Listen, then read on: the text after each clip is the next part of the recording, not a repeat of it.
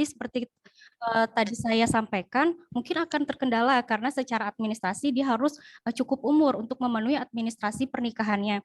Namun karena kita di sini berbicara di aplikasi LCMIL, yang di mana aplikasi LCMIL itu tujuannya untuk men-screening atau melakukan pemeriksaan kesehatan terlebih dahulu sebelum menikah supaya nantinya ketika menikah lalu hamil, Catin tersebut sudah siap untuk hamil. Jadi tidak ada batasan secara aplikasi itu dari umur si Catin, mau si Catin ini berumur 18 atau 19, Catinnya tetap dapat didaftarkan di aplikasi LCMIL. Jadi tidak ada batasan karena tujuannya di sini adalah agar si Catinnya dapat memeriksakan kesehatan dan juga nantinya dapat didampingi oleh tim pendamping keluarga. Jadi tidak ada pengaruhnya dengan batasan umur.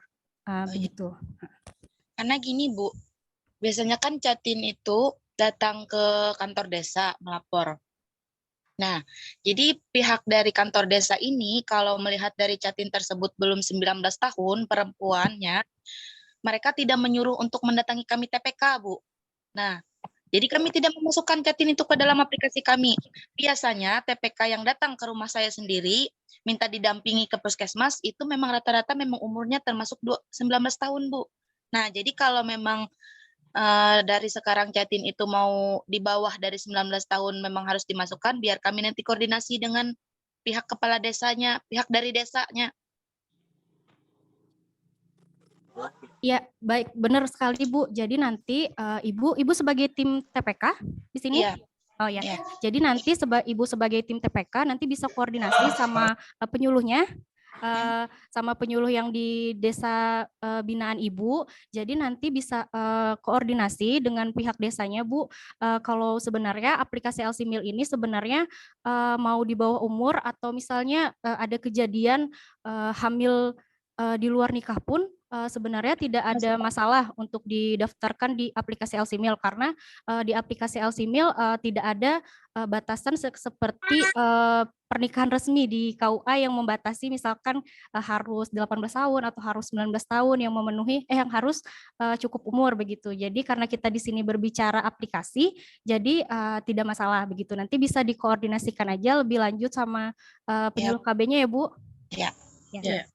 Ya baik, menambahkan.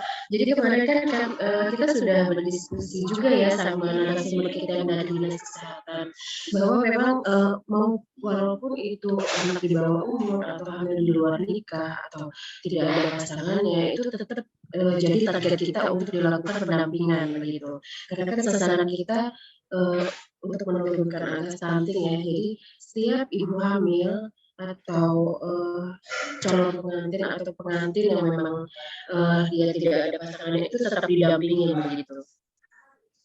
Gitu ya Bapak Ibu. Jadi apakah itu resmi atau tidak itu tetap didampingin. Ya Bu. Ya, terima kasih. Berarti kan Bu merubah cara kami mendata di aplikasi LCMIL. Kalau memang seperti itu berarti kami akan mendata semua yang mau di bawah 19 tahun. Nantinya kalau dia sudah memiliki KTP berarti akan kami data semua berarti dari sekarang. Iya, walaupun dia belum mempunyai KTP itu kan di dalam KK dia mempunyai NIK ya. Nah, iya betul. Jadi bisa melalui KK itu NIK-nya dicantumkan di LCMIL gitu. Soalnya malah itu Bu yang menjadi target kita ketika belum cukup usia itu kan sebenarnya dia belum matang ya reproduksinya. Nah sebenarnya target kita tuh ya ke situ juga gitu. Itu yang malah butuh pendampingan khusus gitu. Begitu Bu? Iya karena kami selama ini Bu berfokus pada anak atau Catin yang sudah cukup umur. 19 tahun misalkan seperti itu. Iya betul. Iya, nah saat ini ketika kami sudah diskusi dan apalagi secara nikah adat gitu ya, itu kan kita di KUA nggak ada tuh datanya gitu. Nah itu tugas dari TPK. Nah makanya nanti di pengembangan aplikasi LCMIL berikutnya, TPK yang akan memasukkan data-data Catin, ibu hamil kayak gitu. Jadi TPK-nya yang pegang peranan. Izin Bu, Assalamualaikum warahmatullahi wabarakatuh. Waalaikumsalam. Ya Bu, saya dari Pertim, kader TPK Desa Turanamis, Kecamatan Daren Batua. Kalau kami di sini Bu, saya sebagai kader TPK, kader KB, di kader KB-nya, data setiap Katin yang ingin menikah melapor ke penghulu, tapi penghulu langsung menyarankan ke kader ke TPK dulu untuk mendaftar Catin, baru kami ada pendampingan. Ibaratnya kalau usia kami ibaratnya kalau dia ada KTP, kemarin ada saya baru menonton Catin, kurang 2 minggu Bu, umurnya 19 tahun. Makanya saya mau bertanya, apakah ada kan sertifikat izin menikah itu, apakah dia itu keluar nanti sesudah umurnya genap 19 tahun, Bu? Oh iya, jadi ketika sudah mendaftar di LCMIL itu biasanya sertifikatnya itu mau dia tidak ideal maupun ideal itu tetap keluar gitu. Iya Bu. Selama data saya selama 2022 kemarin ada 4 Catin, yang 3-nya ideal, yang 2-nya tidak ideal. Iya, nah itu. Nah, yang tidak ideal itu dalam pemantauan TPK ya, gitu ya, tetap dipantau. Nah, sampai kondisinya ideal, gitu. Biasanya gitu. Oleh kemungkinan Bu umur dengan berat badan, dengan ukuran kilanya mungkin Bu. Iya betul, makanya kenapa dikasih tablet tambah darah, kemudian harus konsumsi protein tinggi gitu kan Bu, supaya memang dia ideal dan benar-benar siap untuk hamil begitu. Itu yang tujuannya pendampingan TPK. Jadi makanya kenapa di TPK itu ada kader KB, bidan, sama PKK gitu. Kalau kami di sini Bu untuk pendampingan itu habis dia suntik PT itu paling menunggu hari H nikah itu disuruh hadir. Biasanya kami kan 1 bulan sekali Bu hadir untuk pospindo. Kami ada kegiatan pospindo di desa kami. Paling untuk cek kesehatan selanjutnya di pospindo di desa kami. Oh gitu. Iya berarti sudah ada sarananya ya Bu ya buat melakukan pendampingan ya. Iya. Iya betul. Malah enak itu Bu. Jadi Ibu nggak usah datang ke rumahnya gitu ya. Kalau datang Bu, datang ke rumah. Oh datang. Iya, datang juga ke rumah. Untuk Ibu bersalin, Ibu hamil, kami ke rumah. Oh iya siap. Ya karena itu nanti akan dicatat juga kan Bu di LCMIL-nya ya. Iya sebagai bukti dukung juga. Iya. Oke. Terima kasih Bu. Assalamualaikum warahmatullahi wabarakatuh. Waalaikumsalam. Terima kasih Bu sharingnya. Ada Pak Wahid sepertinya Mbak Prima. Oh iya silahkan Pak Wahid. Sedikit nih Bu mau menanggapi. Tadi kan disampaikan untuk usia itu di bawah 20 tahun masih bisa Bu ya di data Bu? Iya masih untuk bisa. Di LCMIL. Sedangkan di LCMIL-nya sendiri Bu untuk kuesioner usianya itu kalau misalkan di bawah 20 tahun dia pasti tidak ideal. Iya, beresiko Bu. Iya, sedangkan kebanyakan kemarin ya ada calon pengantin, ada beberapa yang bertanya masalah ini Bu. Iya. Katanya yang kita ambilkan tujuannya di situ untuk sertifikatnya kita ambil yang ideal gitu. Iya. Nah, sedangkan kalau misalkan usia kita belum mencukupi, berarti nanti hasilnya beresiko. Iya. Itu gimana Bu solusinya Bu? Misalkan seperti yang disampaikan Ibu tadi ada yang hamil di luar nikah atau misalkan memang sudah ada kesepakatan antara keluarga untuk menikah, tapi usianya belum cukupi Bu. Iya, baik. Kita kan kemarin sudah bahas ini sebenarnya ya. Nah, memang mau itu sudah cukup usia atau belum, itu kan tetap jadi target kita, tetap dilakukan pendampingan gitu ya. Nah, kalau memang dia belum ideal atau beresiko, itu tugas dari TPK, begitu.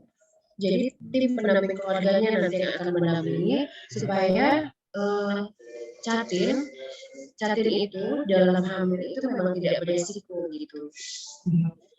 Itulah kenapa nanti dipantau terus di dalam SIM itu.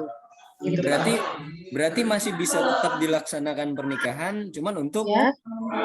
Untuk kehamilan ditunda dulu gitu ya Bu ya? Iya betul, ya iya. bisa ditunda atau kalau memang dia sudah hamil tetap dilakukan pendampingan gitu. Oke baik Bu. Iya. Baik, ada lagi Bapak Ibu?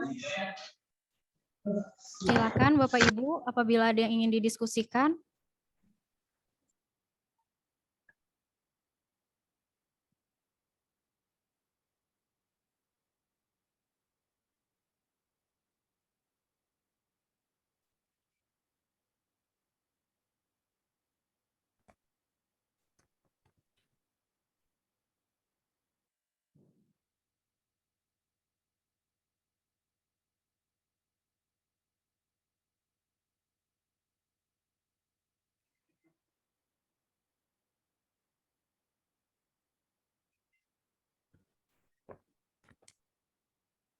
Mungkin dari yang Satgas Stunting, kalau misalnya ada yang pengen ditanyakan atau didiskusikan.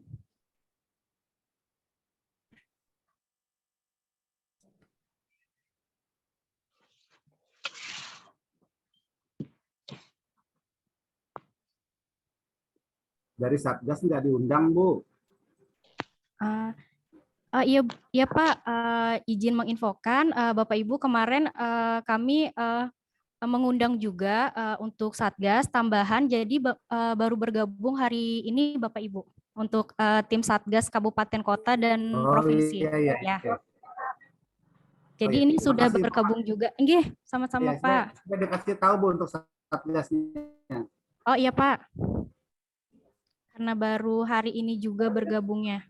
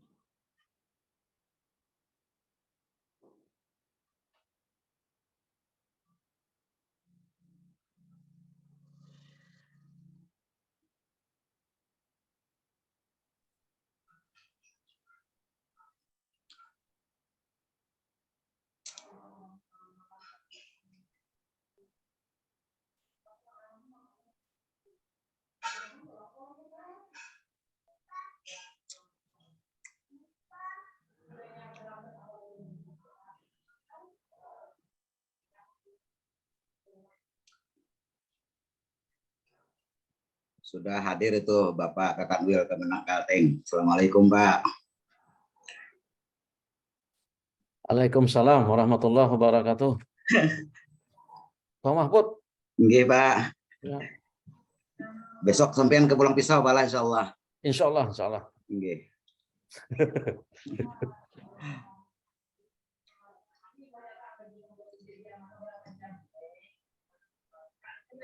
Alhamdulillah.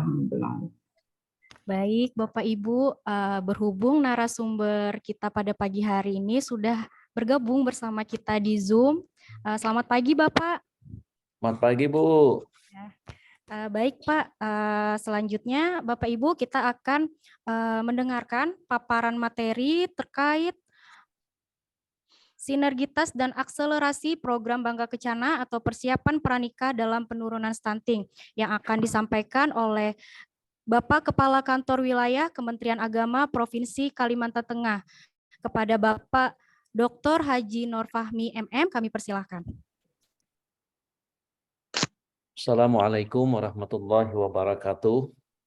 Waalaikumsalam warahmatullahi wabarakatuh. Selamat pagi, salam sejahtera bagi kita semua. Shalom, Om Swastiastu, Namo Buddhaya, salam kebajikan. Bismillah, Alhamdulillah, Assalatu wassalamu ala Rasulillah, Sayyidina Muhammad ibni Abdillah, la hawla wa la quwata illa billahil aliyil azim, amma ba'd. Terima kasih kepada dari moderator memberikan kesempatan kepada kami untuk memaparkan materi terkait dengan sinergitas dan akselerasi program Bangga Kencana, persiapan pranikah dalam penurunan stunting. Dan perlu kami ketahui juga ini pesertanya dari mana saja, Bu Moderator, untuk mengikuti kegiatan kita ini. Izin Pak, pesertanya dari Kepala KUA di Kecamatan Sekabupaten, lalu ada tim pendamping keluarga seprovinsi Kalimantan Tengah, lalu juga ada Satgas Stunting seprovinsi Kalimantan Tengah, Pak. Baik, terima kasih Ibu. Peserta kegiatan ini dari para kepala KUA ataupun hulu atau yang mewakili, kemudian pendamping keluarga dan Satgas Stunting seprovinsi Kalimantan Tengah. Peserta berjumlah 70 orang ya, 75 orang. Kalau yang masuk Zoom ini ada 81 ya. Bapak Ibu hadirin sekalian yang berbahagia, merupakan suatu kebanggaan bagi kita dan yang didambakan oleh semua orang adalah untuk mencapai keluarga sakinah, mawaddah, warahmah. Nah, itulah dambaan semua orang, ingin menjadi keluarga bahagia, sejahtera, lahir dan batin. Kami pada kesempatan ini diberikan kesempatan untuk sedikit memaparkan materi tentang sinergitas antara Kementerian Agama dengan BKKBN, akselerasi program Bangga Kencana, persiapan pranikah. Dan kita ketahui bersama bahwa dalam Undang-Undang Perkawinan nomor 16 tahun 2019 itu yang sudah dilakukan perubahan, sudah direvisi dari Undang-Undang nomor 1 tahun 74. Yang namanya perkawinan itu adalah ikatan lahir batin antara seorang pria dengan seorang wanita. Jadi kalau tidak wanita bukan ya. Jadi pria dengan wanita, jangan sama-sama pria atau sama-sama wanita, tidak dibenarkan itu.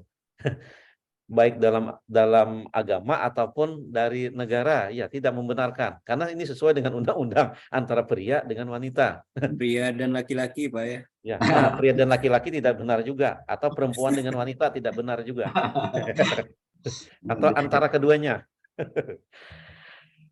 Sebagai ikatan suami istri dengan tujuan membentuk keluarga rumah tangga yang bahagia dan kekal berdasarkan ketuhanan yang Maha Esa. Itu pasal 1. Pasal 2, perkawinan adalah sah apabila dilakukan menurut hukum masing-masing agama dan kepercayaannya itu. Tiap-tiap perkawinan dicatat menurut peraturan perundang-undangan yang berlaku. Yang dikehendaki dalam undang-undang itu seperti ini. Baik pasal 1 ataupun pasal 2 tentang Undang-Undang Perkawinan yang nomor 16 tahun 2019. Jadi menjadi ikatan kedua belah pihak menjadi keluarga. Bapak Ibu sekalian, mungkin juga ini dari program dari BKKBN tentang percepatan akselerasi penurunan stunting ini perlu kerjasama dengan kita, dengan para penyuluh agama untuk memberikan informasi dari sudut pandang agama. para penyuluh agama untuk memberikan kepenyuluhan kepada masyarakat yang usia pranikah atau usia nikah tentang kesiapan untuk orang yang berkeluarga. Jadi perlulah bersinergi antara Kementerian Agama dengan Satgas stunting dari kesehatan, mungkin dari kesehatan atau dari BKKBN. Nah, untuk itu ya kita sudah berdasarkan undang-undang kan, Undang-Undang Pasal 7, perkawinan hanya diizinkan bagi pihak pria untuk mencapai umur, pria atau wanita untuk mencapai umur yang sudah 19 tahun. Dan pihak wanita sudah mencapai umur 16 tahun. Itu yang 74, sekarang sudah tidak lagi. Nah, untuk itu ya para penghulu di KUA tidak berkenankan untuk menikahkan calon pengantin apabila tidak mencapai umur 19 tahun kedua belah pihak, terkecuali ada izin dari pengadilan agama. Nah, untuk itu ya perlu penyuluhan dari para penyuluh agama, para penghulu kepada masyarakat untuk memberikan penjelasan tentang dampaknya terhadap orang yang belum siap menikah, belum siap untuk berkeluarga. Karena dampaknya pertama dari kesehatan, yang kedua dari segi perekonomian, kemudian siap lahir dan batin. Kan itu baru, untuk berkeluarga baru tentunya ya berbagai persiapan yang harus dilakukan oleh calon pengantin. Oleh karenanya perlu sekali penjelasan atau penyuluhan dari para penyuluh agama agar betul-betul siap untuk berkeluarga, sehingga target untuk mencapai keluarga sakinah itu ya yang didambakan oleh semua orang bisa kita capai. Kemudian terkait tadi ya sudut pandang dari agama tadi, tentunya siap lahir dan batin, siap mental juga. Dari sudut agama kan mungkin dia sudah menguasai ilmu agama dan sudah siap dibekali tentang ilmu agama, bagaimana orang berkeluarga yang seharusnya, ya, tentang etika, tentang tata kerama baik sebagai suami ataupun sebagai istri, tentang kewajiban istri atau kewajiban suami, sehingga perlulah pendewasaan dan pematangan ya, terutama tinjauannya segi umur tadi. Kemudian ya begitu juga tentang perekonomiannya. Jadi siap semuanya lah. Kan berbeda kan antara hidup sendiri dengan hidup berkeluarga. Jadi perlu kesiapan semua dari pihak calon pengantin seperti itu. Mudah-mudahan dengan adanya sinergitas antara Kementerian Agama dengan kesehatan, dengan BKKBN juga untuk menyampaikan kepada masyarakat program pemerintah penurunan stunting di Provinsi Kalimantan Tengah ini akan bisa kita percepat. Nah, berarti harus kerja keras sama-sama bersinergi, kita Kementerian Agama, para KUA, para penyuluh dengan Satgas Stunting itu bekerja sama nanti di lapangan untuk memberikan kepenyuluhannya kepada masyarakat. Karena kita di Provinsi Kalimantan Tengah ini termasuk tinggi pernikahan usia dini. Nah, oleh karena itu perlu sekali penyuluhan dari kita bersama-sama dengan pihak BKKBN dan pihak kesehatan. Dan apabila betul-betul memang tidak siap untuk melaksanakan pernikahan untuk berkeluarga, tentunya nanti akan berakibat juga banyaknya angka perceraian. Nah, Kalimantan Tengah termasuk tinggi juga angka angka perceraiannya. Nah, ini lihat datanya tahun 2019, 2020, 2021. Nah, kan lihat itu. Misalnya kita lihat 2021, pernikahan 14.000, perceraian 3.000 lebih perceraian. Nah, luar biasa. Nah, kalau orang betul-betul siap kan, ya yang namanya sudah berkeluarga menginginkan, tapi saya tidak setuju, memang kata-kata sehidup semati tidak setuju ya. jangan sehidup semati. Yang penting ya begitu nikah tidak lama terjadi perceraian. Yang jelas seperti itulah. Kalau dapat menciptakan keluarga yang bahagia, sejahtera, ya tidak mungkin akan terjadi perceraian. Mungkin juga memang ada faktor-faktor lain dari yang jelas itu faktor kesiapan dari orang yang ingin berkeluarga tadi. Nah, oleh karena itulah kita semua, Kementerian Agama, Kesehatan, dan BKKBN, kerjasama yang baik untuk pertama untuk melakukan pencegahan, minimal mengurangi pernikahan usia dini, sebab dampaknya luar biasa, akan terjadi stunting tadi, kemudian akan berakibat juga tingginya angka perceraian bagi dalam keluarga itu. Bapak Ibu sekalian, pada kesempatan ini kami berharap pada khususnya di kalangan Kementerian Agama yang berada di lapangan untuk memberikan penyuluhan terhadap masyarakat terkait dengan pencegahan atau diharapkan minimal mengurangi pernikahan usia dini.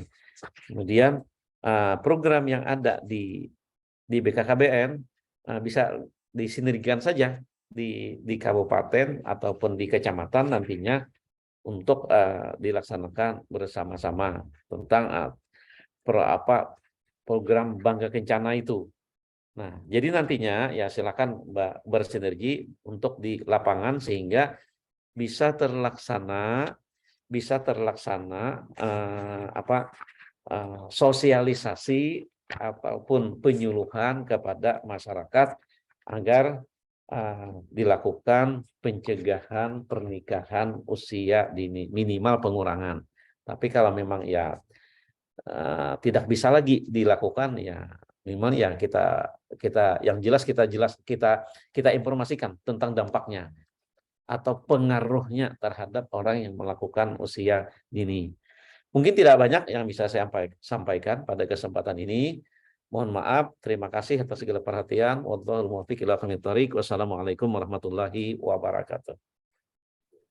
Waalaikumsalam warahmatullahi wabarakatuh. Baik, terima kasih atas paparan materi dari Bapak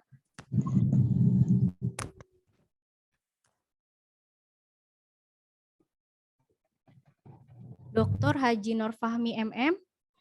Selanjutnya kita akan buka sesi diskusi kepada Bapak Ibu, dipersilahkan apabila ada yang ingin didiskusikan.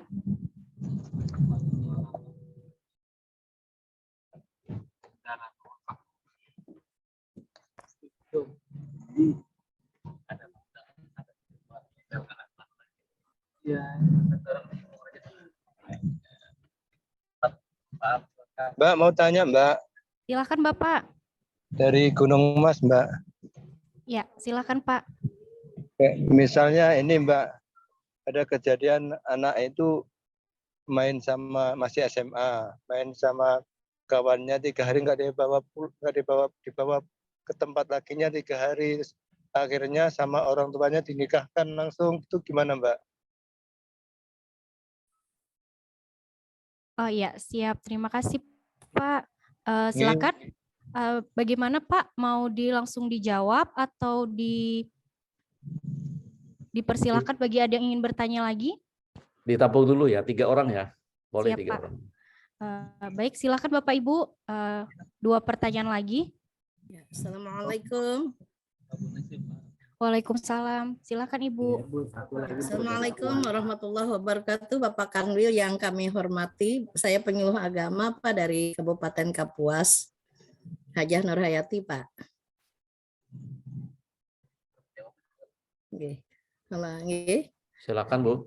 Nggih. Ini Pak, kita ke lapangan banyak yang sekarang ini terjadi karena begitu sulitnya peraturan-peraturan baru tentang pernikahan ini, apalagi kan di atas atau minimal 19 tahun usia pernikahan, dan dengan berbagai macam aturan ini yang menjadikan kendala dan banyak terjadi saat ini adalah pernikahan dini justru di bawah tangan, pernikahan siri, Pak. Ini yang terjadi. Dan ini kita tidak bisa mungkiri bahwa kebutuhan masyarakat untuk menikah, apalagi dalam kondisi yang mungkin tanda kutip ya Pak ya, maklumlah sekarang ini generasi muda dengan berbagai macam HP dan teknologi yang canggih. Inilah salah satu juga penyebab pernikahan dini ini sering terjadi atau pernikahan usia muda. Dan saya lihat di lapangan pada saat ini. Kantornya. Iya Pak, nggih. Halo? Silakan Ibu, terus. Nah itu faktor utama ini karena mungkin peraturan yang mereka anggap berbelit-belit gitu Pak. Nah jadi kita tidak bisa menutup mata juga dan kita sudah memberikan penyuluhan dengan berbagai macam penjelasan bahwa pernikahan siri itu sangat tidak dianjurkan menurut peraturan pemerintah. Nah, namun yang terjadi kan sebaliknya, sangat semarak yang terjadi ini Pak. Bahkan kita tahu para ulama-ulama dadakan yang tadinya mantan lurah, mantan kades gitu Pak. Ini sering melakukan pernikahan siri gitu. Nah, untuk mengantisipasi ini dengan berbagai hal macam sudah kita sebagai penyuluh ini kita akan ujung tombak daripada Kementerian Agama ya Pak ya. Namun apalah daya keperluan masyarakat ini kan untuk batin ini, untuk nafkah biologis ini kita tidak bisa menolak. Bahkan mereka berkata begini, kalau kami berbuat dosa kata mereka Pak, kalau kami berbuat zina siapa yang tanggung Bu? Apa orang Kementerian Agama katanya atau orang KUA katanya. Nah, jadi mereka alihkan ke situ, Pak. Jadi kita ini merupakan satu gimana kendala yang sangat ini di lapangan, Pak. Jadi bagaimana antisipasi berikutnya Kementerian Agama dengan MUU BKKBN kan kita sudah jelaskan juga itu, namun titik tolak beratnya itu kembali kepada masyarakat. Nah, kebutuhan biologis ini kan tidak ada yang dijual di pasar nih, Pak ya. Nah, mungkin itu Pak yang saya dapat keluhkan, mungkin juga nih disampaikan sebagai bahan masukan juga ini buat kita bersama yang terjadi semaraknya pernikahan di bawah tangan, pernikahan siri dan pernikahan usia dini gitu, Pak. Terima kasih, Pak. Assalamualaikum warahmatullahi taala wabarakatuh. Waalaikumsalam warahmatullahi wabarakatuh. Satu orang lagi. Ya, silakan Bapak Ibu, satu pertanyaan kembali. Ya, silakan Bapak Mahfud. Wah, ini suhunya nih. Permisi Pak, Assalamualaikum warahmatullahi wabarakatuh.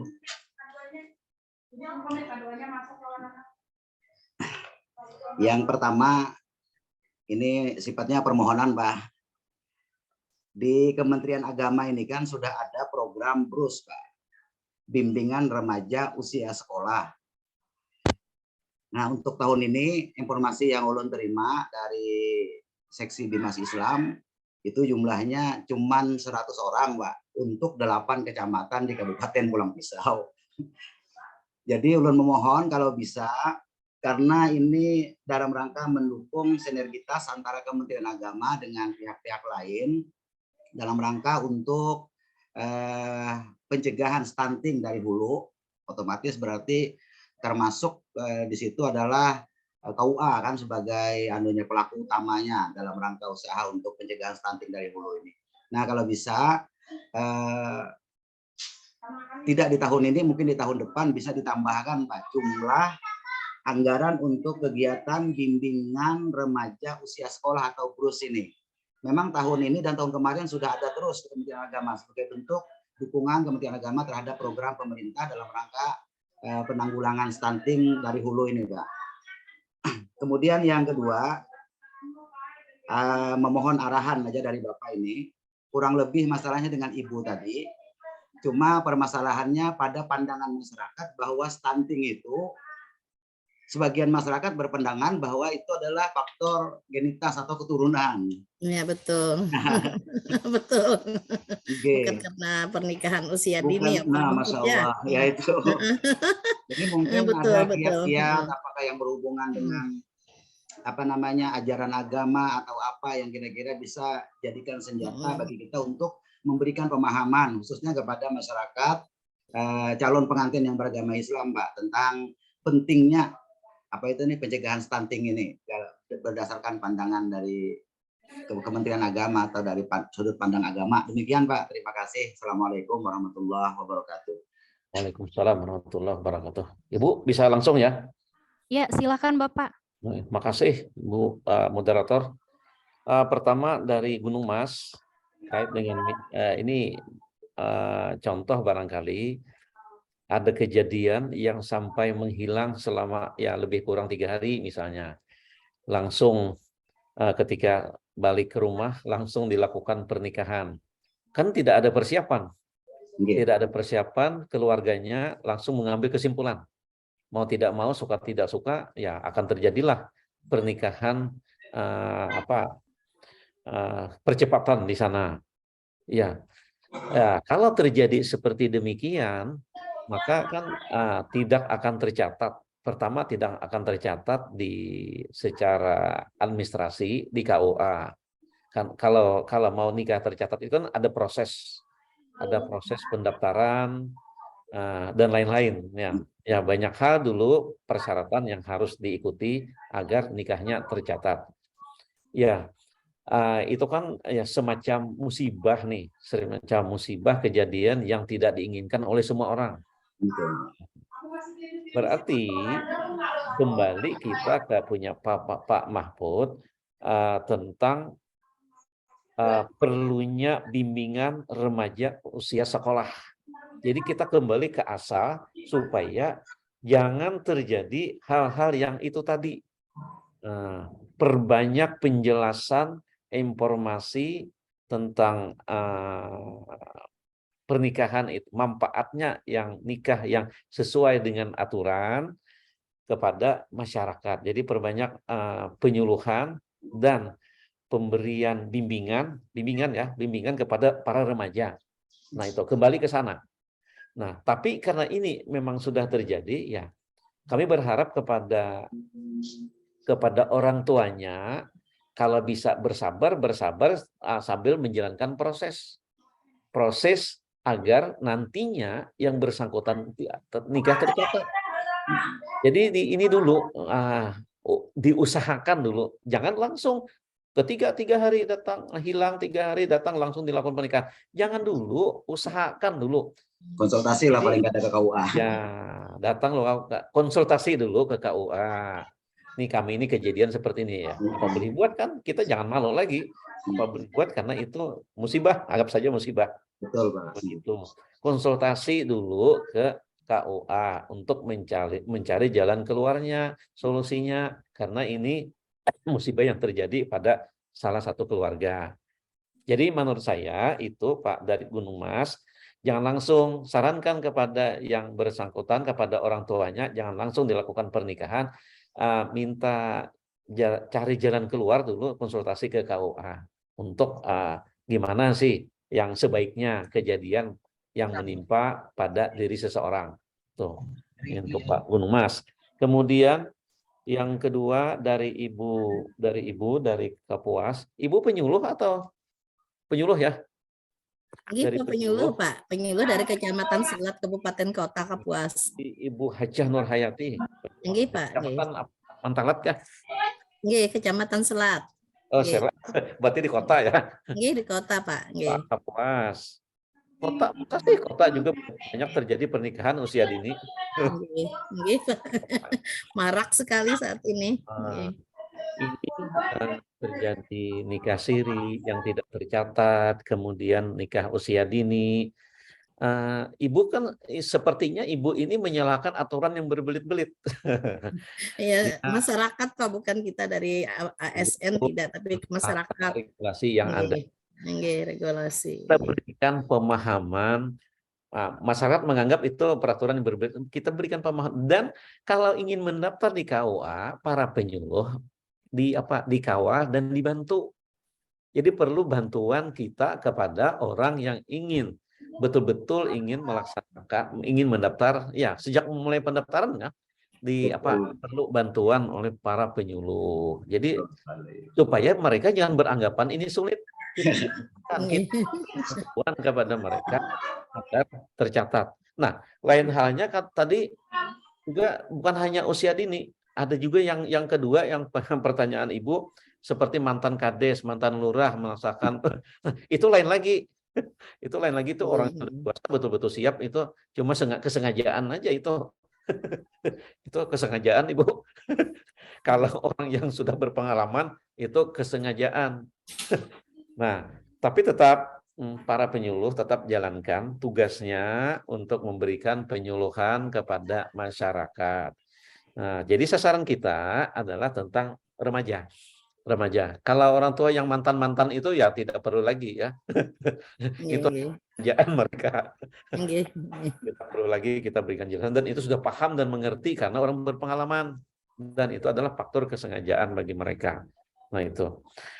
Kemudian dari Pak Mahfud, Pulang Pisau, bimbingan remaja ya karena mungkin karena keterbatasan, mudah-mudahan bisa ditingkatkan nantinya untuk bimbingan remaja usia sekolah.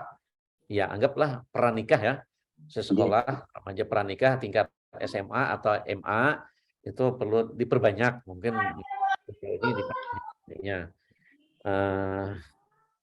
sehingga program ini bisa ya minimal tadi tujuannya adalah mengurangi, kalau tidak bisa mencegah sama sekali, minimal mengurangi angka pernikahan usia dini, tentang kesiapan segala hal. Kemudian dianggap terjadinya stunting itu dianggap faktor keturunan. Kan tidak semua, tapi ada juga faktor keturunan. Ya, kalau memang faktor keturunan itu apa boleh buat, karena memang ya seperti itu. Nah, ini kalau untuk menjelaskan tentang faktor keturunan, tentang gennya, saya tidak tahu, itu nanti orang kesehatan aja yang menjelaskan, bukan orang kemenang. Nanti orang kesehatan yang menjelaskan. Akan tetapi program kita tetap jalan sudut pandang dari segi agama, siap lahir dan batin untuk berkeluarga. Karena dampaknya terhadap perekonomian, kemudian dampaknya terhadap untuk melakukan bimbingan terhadap keluarganya nantinya. Jadi betul-betul siap kepada orang yang pranikah tadi, sehingga betul-betul siap untuk berkeluarga, seperti itu. Siap lahir dan batin. Mungkin berbagai bimbingan yang diberikan kepada mereka oleh para penyuluh, oleh para penghulu, seperti itu. Mungkin itu ya yang bisa kami sampaikan. Terima kasih. Terima kasih, Pak. Terima kasih, Bapak. Baik, ya silakan Mbak Roro. Silakan Ibu. Ya, terima kasih. Mohon izin Pak, saya dari Satgas Stunting Provinsi Kalimantan Tengah, Ibu Dewi. Mohon izin untuk BKKBN dan Kemenek ini kan Pak sudah melakukan MOU ya Pak ya, yaitu ada yang di tingkat pusat sudah dari Kementerian RI, Kemenkes dan BKKBN yang nomor 13 tahun 2020 tentang pelaksanaan bimbingan perkawinan bagi Jatim dalam rangka penguatan ketahanan dan kesejahteraan keluarga.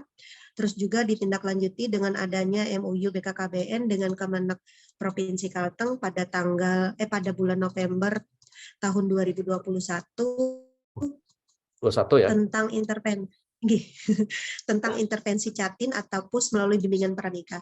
Nah, yang mau kami tanyakan di sini Bapak, bagaimana sih sudah perkembangannya di tingkat lapangan gitu?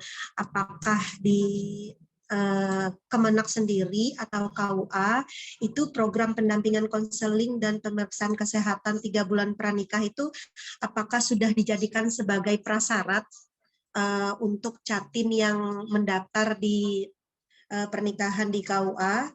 Terus juga jika kita lihat dari di sini ada komitmen bersama ya di ini.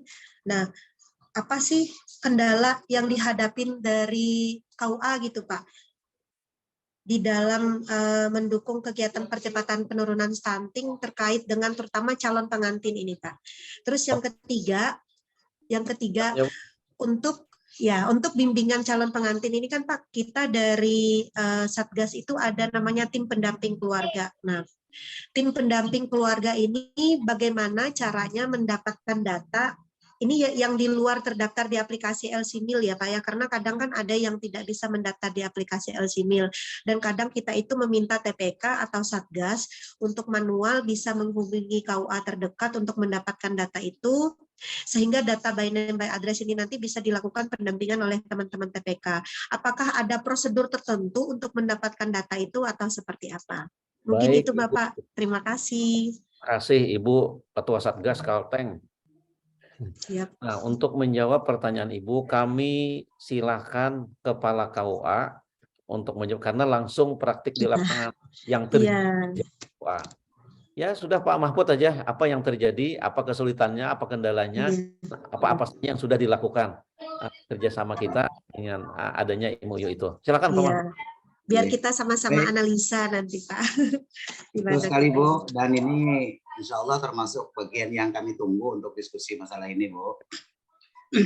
Jadi yang pertama, kalau masalah kegiatan pelaksanaan koordinasi Bu ya, antara TPK dengan KUA.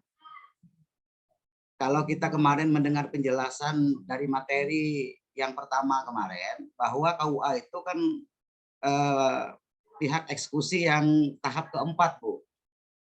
Ya, setelah mereka ke TPK, kemudian ke kesehatan, lalu mereka mendaftar ke KUA dengan membawa rekomendasi bahwa mereka itu layak nikah atau beresiko dan lain sebagainya. Nah, kemarin untuk Kabupaten Pulang Pisau kita sudah ada komunikasi juga dengan pihak TPK. Pihak TPK masih ada kendala sedikit Bu dengan masalah pencetakan rekomendasi dari aplikasi. Nah, sehingga sampai saat ini untuk Kecamatan Kahiyang Hilir yang pasti bahwa rekomendasi itu belum mereka berikan kepada Catin yang sudah melakukan pemeriksaan di Puskesmas.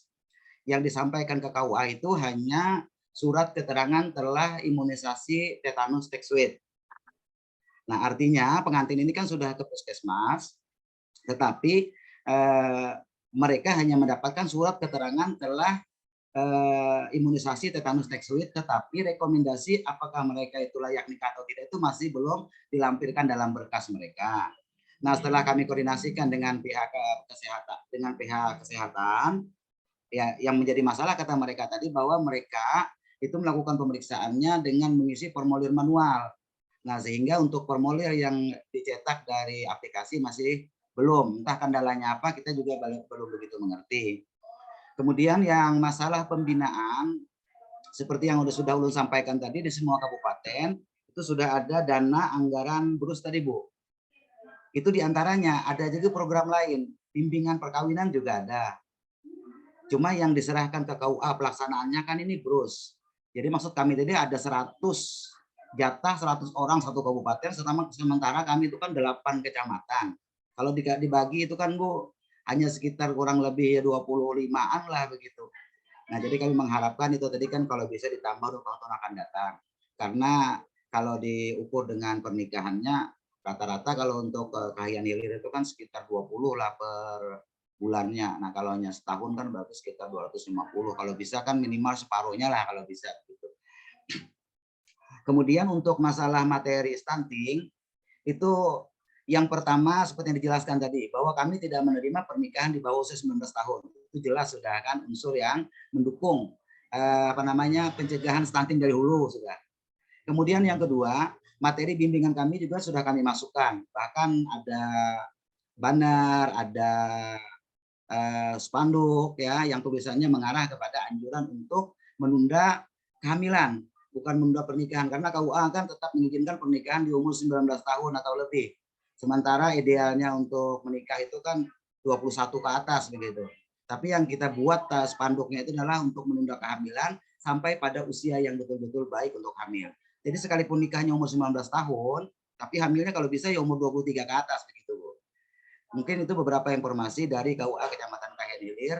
Mudah-mudahan bisa ditambah dari teman-teman dari KUA lain. Terima kasih. Mohon maaf, Pak. Baik, makasih Pak Mahfud. Mungkin ada kepala KUA yang lain yang berbeda cara mengatasinya. Ada kepala KUA yang lain? Mungkin ada kasus-kasus yang berbeda atau cara mengatasinya juga yang berbeda. Apa yang disampaikan oleh Pak Mahfud? Karena ini langsung eksekusinya di lapangan. Betul, Pak. Ada lagi yang lain? Oh, seolah-olah saya moderator hari ini. Masya Allah. Mohon maaf, Pak. Kalau nggak ada, ya itulah Bu yang bisa disampaikan pada forum ini. Makasih Bu. Ya, terima kasih Bapak. Mohon izin Pak. Oh iya, masih ada. Ya, saya menanggapi sedikit Pak. Jadi sebenarnya kalau terkait ini sebenarnya sudah ini apa ya, sudah dilakukan kayak gitu. Jadi kami hanya memastikan ini sih Pak, mohon izin dari pihak Kemenak atau KUA itu mempersyaratkan bahwa salah satu syarat untuk calon pengantin bisa menikah itu adalah dia sudah didampingin TPK atau sudah memiliki sertifikat dari LC-MIL tadi. Memang ada kendala di beberapa tempat terkait dengan tidak bisa dicetaknya sertifikat LC-MIL karena mereka mengisi manual. Mungkin ini nanti bisa dipertegas dari teman-teman yang mengelola LC-MIL, dari Mbak Wiki atau Mbak Prima, seperti apa solusinya terkait ini. Terus juga di sini tadi kita ada mendengar terkait dengan bimbingan remaja usia sekolah. Nah, mohon izin kami dari Satgas mungkin ada saran, menyampaikan saran bahwa hal ini bisa dikolaborasikan dengan pelayanan remaja yang ada juga di BKKBN yang kebetulan juga ada di bidangnya Mbak Prima. Nah, mungkin ini nanti bisa jadi satu poin lagi untuk dilakukan kerjasama dengan pihak Kementerian Agama.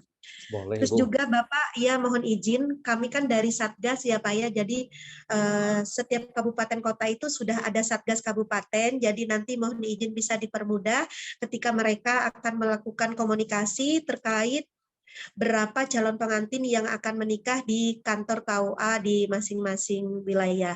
Sehingga nanti mohon izin juga kalau bisa mendapatkan by name by address, karena ini terkait tadi Pak bahwa belum semua calon pengantin itu bisa mendaftar di aplikasi LC-MIL dengan berbagai macam kendala tadi. Jadi kami secara manual gitu loh Pak, untuk mengantisipasi itu juga bergerak secara manual. Maka dari itu perlu untuk mendapatkan by name by address-nya, sehingga by name by address itu nanti bisa kami serahkan kepada tim pendamping keluarga untuk menelusuri dan melakukan kegiatan pendampingan. Mungkin seperti itu Bapak dari kami. Terima kasih. Baik, Ibu, terima Assalamualaikum kasih. Silakan melakukan komunikasi pendekatan dengan KUA yang ada di kabupaten, di kecamatan. Atau mau data juga silakan datang ke Kasih Bimas Islam yang ada di Kemenak Kabupaten dan Kota.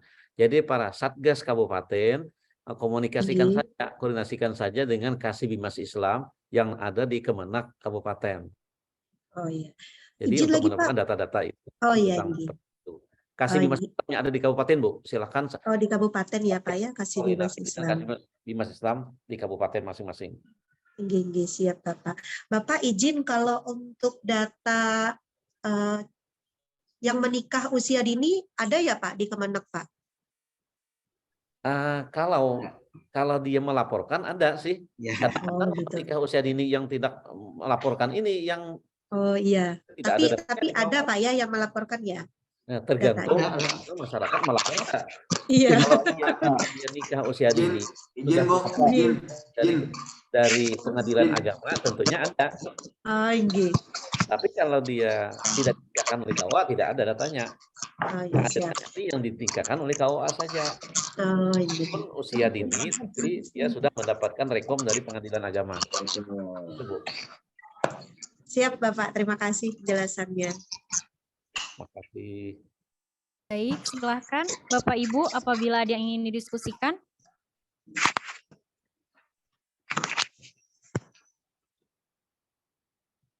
Bapak Azib, apakah ingin ada yang didiskusikan? Izin Mbak Vita. Silakan Mbak Wiki.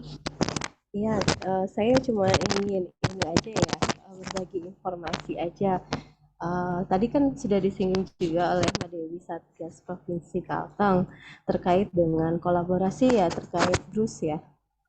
Untuk tahun lalu kami juga sudah mulai ada itu yang namanya kerjasama dengan KUA Jekan Raya di Kota Palangkaraya. Oh ya. Itu terkait kolaborasi. Jadi antara waktu itu kami ambil SMA 5 kalau nggak salah. Nah, kami sama-sama melakukan sosialisasi. Jadi di sana kami memberikan informasi dan edukasi tentang Cashpro dan kemudian BRUS-nya juga masuk. Nah, itu merupakan bentuk kerjasama kami dengan KUA Jekan Raya. Jadi mungkin bisa diduplikasi juga di kabupaten kota antara DP3AP 2KB dan juga KUA yang di kabupaten ya. Nanti seperti apa bentuk kolaborasinya. Jadi nanti bisa kan karena MOU juga masih jalan kan, mau diusahakan.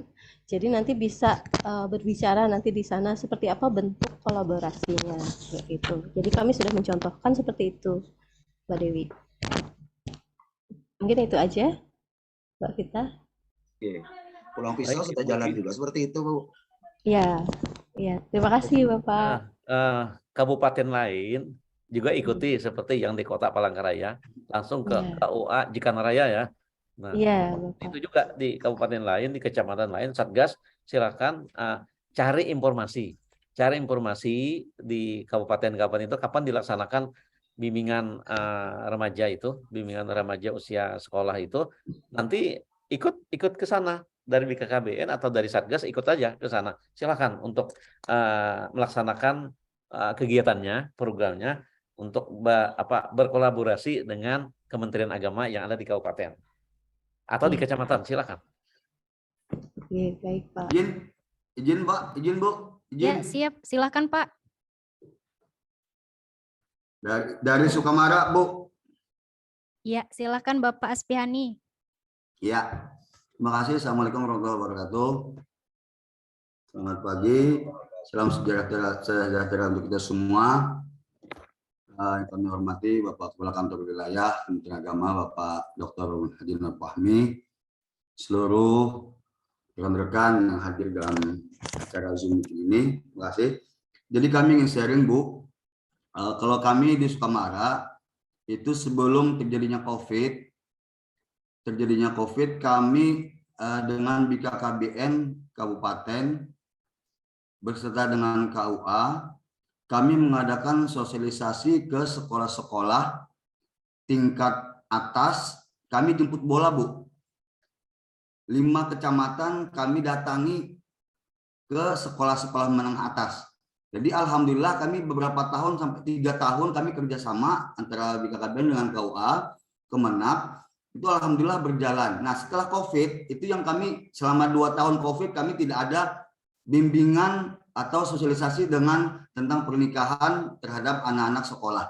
Nah cuman karena sekarang ini setelah COVID ini ada bimbingan di Kemenag itu ada bimbingan pranikah segala. Jadi kita bisa sosialisasi terhadap anak-anak sekolah dan yang belum nikah, yang mau nikah pun kita adakan namanya penyuluhan atau bimbingan untuk perkawinan. Jadi selama ini Sukamara, Kecamatan Sukamara dengan BKKBN sudah berjalan dengan lancar dan alhamdulillah. Cuman untuk LC Mil ini yang kendala bagi kami. Apa yang disampaikan kawan-kawan tadi tentang LC Mil, kadang kita mau minta mencontohkan, mau menanyakan LC Mil pun kadang kita tidak tahu, tidak paham bagaimana tentang LC Mil. Jadi kami tanya dengan kalau yang mau kawin di Sukamara itu kami tanya, tak tahu tidak tentang LC Mil. Sedangkan persyaratan kita mau nikah calon pengantin itu kan datang dulu ke puskesmas untuk meminta surat keterangan TT dan sebagainya. Nah, artinya mereka di puskesmas tidak diberikan pengarahan tentang LC Mil tersebut. Jadi kita bagaimana kita mau menerapkan LC Mil dengan mereka, sedangkan sebenarnya di KUA itu kan tentang langsung eksekusi apabila persyaratan mereka sudah lengkap. KUA langsung bisa nikahkan. Nah, setidaknya kami mau menyampaikan LC Mil pun mereka tidak paham. Apakah kami suruh balik lagi mereka ke sana ke TPK-nya untuk minta LC Mil? Nah, jadi saran saya antara kita Kemenak, TPK dengan Puskesmas itu bersinergitas supaya sama-sama kita mensukseskan program LC-Mil ini, biar calon pengantin itu betul-betul memahami tentang LC-Mil tersebut. Karena kalau sudah dia, kata Pak Kanwil tadi, usianya belum sampai 19 tahun, dia dapat dari pengadilan untuk melangsungkan pernikahan, KUA tidak ada lagi untuk menunda pernikahan tersebut. Berarti dia sudah masuk ke kategori penundaan pasangan usia subur untuk melangsungkan hamil. Artinya bisa penundaan hamil dulu kalau dia sudah mendapatkan izin daripada pengadilan agama tersebut. Nah, tapi kalau dia belum usianya belum sudah cukup, tapi dia usianya sudah matang, berarti tinggal bagaimana kelanjutan kita dari TPK dan Puskesmas dan sebagainya di KKBN tentang mengayomi pengantin-pengantin yang masih usia ya anggaplah 19 tahun 20 itu, supaya mereka bisa nanti apabila mengandung melahirkan, mereka anaknya alhamdulillah diberikan anak yang sehat semua dan tidak, mudah-mudahan tidak mengalami yang namanya stunting. Mungkin ini yang dapat kami sharing sedikit, Bu. Terima kasih semua. Assalamualaikum warahmatullahi wabarakatuh. Waalaikumsalam warahmatullahi wabarakatuh. Baik, terima kasih Bapak atas masukannya. Mungkin ini juga menjadi bagian dari kami nanti untuk mempertegas lagi di kabupaten kota dan juga jaringan TPK. Jadi terima kasih banyak atas informasi dan juga masukan buat kami. Mungkin itu aja, Mbak Lurvita. Ya, baik. Silakan bagi Bapak Ibu yang lainnya apabila ada yang ingin ditanyakan atau didiskusikan kembali. Izin mau menyampaikan. Silakan Bapak. Oke. Kaitan dengan masalah LC-Mil dan sinergisitas kaitan tentang ini, saya kira hampir semua KUA kendalanya sama, Bu. Artinya sebenarnya tinggal komunikasi aja yang kurang dari kita, baik dari pihak BKKBN maupun dari pihak Puskesmas. Jadi saya kira hanya saya memberi masukan bahwa apa yang dipaparkan atau yang disampaikan oleh kawan-kawan dari KUA tadi, hampir semua KUA mengalami itu. Terima kasih. Informasi itu aja, Bu. Terima kasih, Bu. Ya, terima kasih Bapak. Mungkin ada tambahan dari Bapak Haji Nur Fahmi? Cukup, Bu. Cukup aja di sini. Cukup. Oh ya. Silakan Bapak Ibu yang lain apabila masih ada yang ingin memberikan saran, masukan, atau didiskusikan. Mungkin dari tim pendamping keluarga atau Satgas Stunting Kabupaten Kota. Ya, silakan Satgas Stunting yang Kabupaten Kota, mungkin karena di sini Pak rata-rata Satgasnya juga masih baru, Pak. Silakan Bapak Ibu. Betul itu tanggapan TPK-nya. Benar, TPK-nya juga kendalanya apa?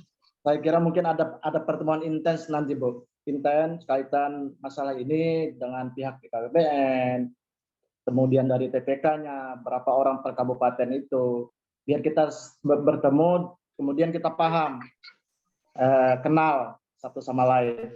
Antara dari pihak BKKBN, TPK-nya, dan pihak kami dari KUA. Mungkin itu, Bu, masukan juga. Istilahnya kopi darat lah. Ya. Ya, terima kasih Bapak atas sarannya. Bagaimana Bapak Ibu yang lainnya?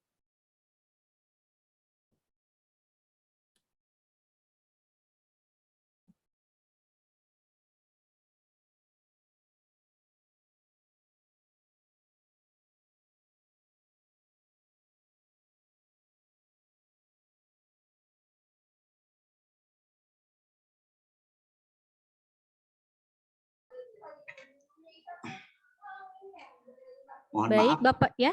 Silakan. Ulun mohon arahan dari Bapak Kakanwil ini.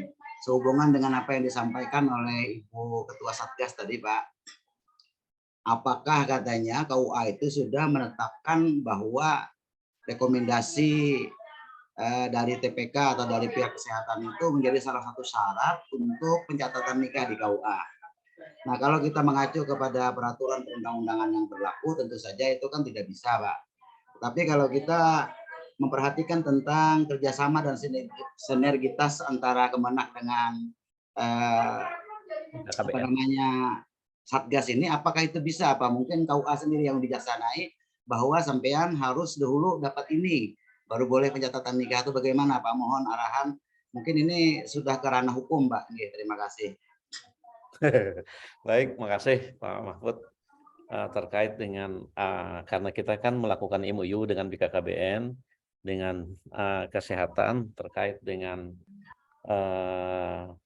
sama-sama tujuannya ingin menurunkan atau pencegahan stunting ini dari berbagai program masing-masing dan program yang sinergi, kolaborasi bersama-sama. Dan untuk masyarakat manfaatnya untuk masyarakat juga, untuk masyarakat Kalimantan Tengah, terkait dengan salah satu persyaratan ya menghemat dari Satgas itu ya, kalau bisa itu kan dijadikan salah satu persyaratan untuk pencatatan nikah. Nah, ini saya kira kalau memang agak menyulitkan bagi kepala KUA, akan kita tinjau kembali. Atau bisa saja, kalau memang bisa saja, tidak terlalu sulit untuk dilakukan, ya lakukan semua.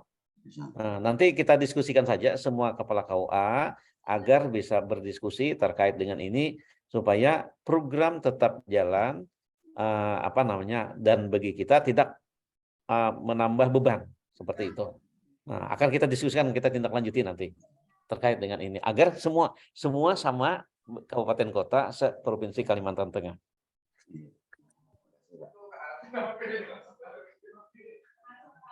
Terima kasih banyak, Pak. Baik, Bapak Ibu, apakah masih ada yang ingin didiskusikan? Atau sudah?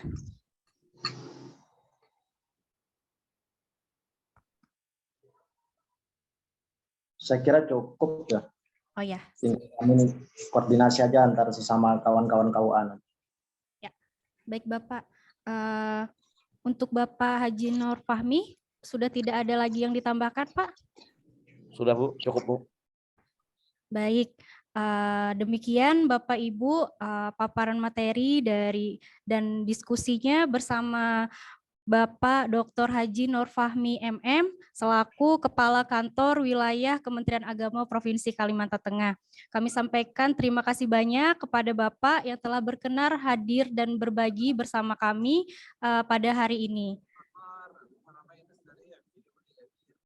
Demikian diskusi pertama kita pada hari ini.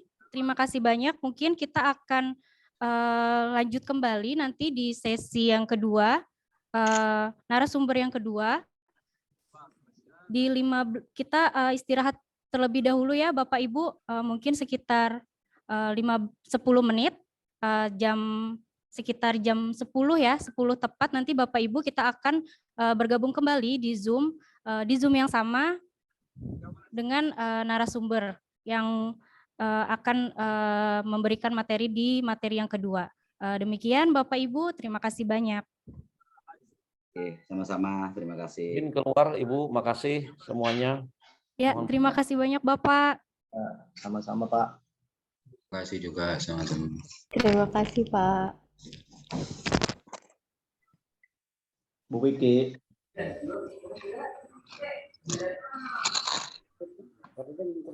Ibu Ketua Satgas masih ada kah? Ada masih. Siap Bapak, masih bergabung. Jadi kalau Bu Ketua Satgas, kalau nanti